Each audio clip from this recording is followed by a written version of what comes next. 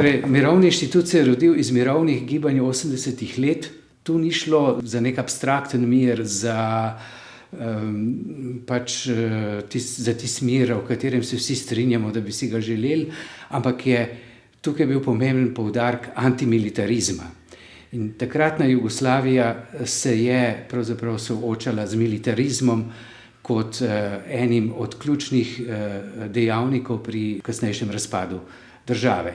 V nizu dogodkov, ki so se zgodili pred osamosvojitvijo Slovenije, je prišlo tudi do tega, da je delegacija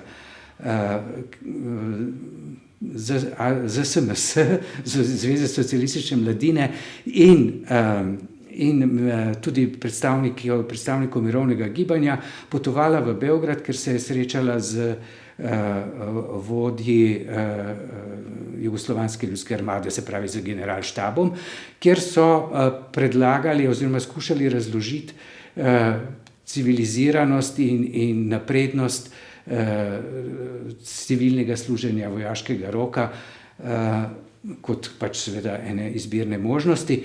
No, vendar je bila seveda reakcija generalštaba zelo burna. Vse člane delegacije so zelo ostro nadrli in jim svetovali, naj v Sloveniji prenehajo s takimi smešnimi idejami.